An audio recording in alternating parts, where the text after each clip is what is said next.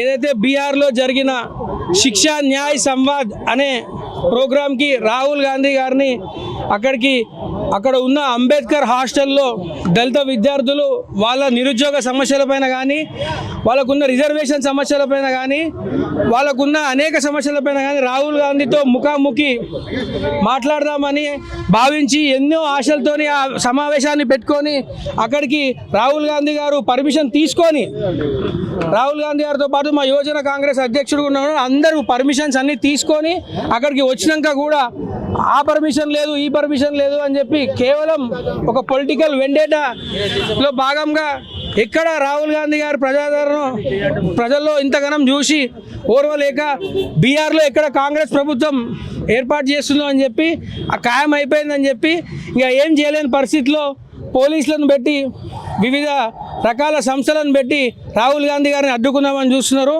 రాహుల్ గాంధీ గారిని అడ్డుకునే శక్తి ఖబర్దార్ నితీష్ కుమార్, మోడీ మీకు లేదు.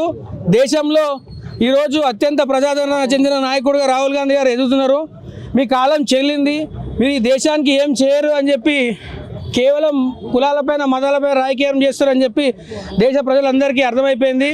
ఏదైతే మా నాయకుడు కులగణన మీద హామీ ఇస్తే ఆ రోజు నవ్వుకున్న మీరు ఈరోజు తెలంగాణలో మా ప్రియత ముఖ్యమంత్రి గారు రేవంత్ రెడ్డి గారు దాన్ని చేసి చూపించిండు. ఇది సాధ్యమైందని తెలిసి దేశంలో ప్రతి ఒక్కరు ఇది కావాలని కోరుకుంటున్నారు, క్యాస్ట్ సెన్సస్.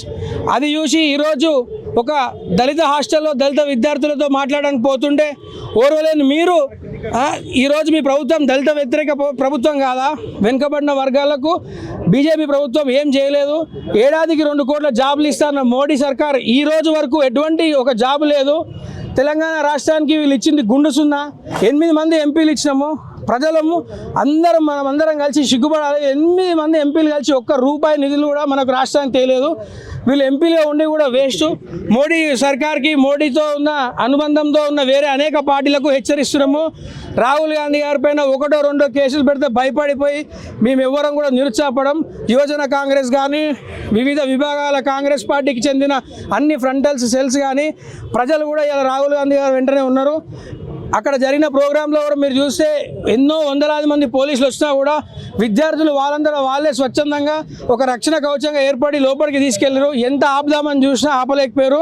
ఖబర్దార్ మోడీ సర్కార్, యూత్ కాంగ్రెస్ ఎప్పుడు కూడా రాహుల్ గాంధీ గారు వెంటనే ఉంటుంది. యూత్ కాంగ్రెస్, యూత్ కాంగ్రెస్ జిందాబాద్. విదేశాల్లో ఉన్నత విద్యను చదువుకోవాలని అనుకుంటున్నారా? అయితే వెంటనే ఫ్లైగ్రాడ్ ఓవర్సీస్ ఎడ్యుకేషన్ కన్సల్టెన్సీని సంప్రదించండి.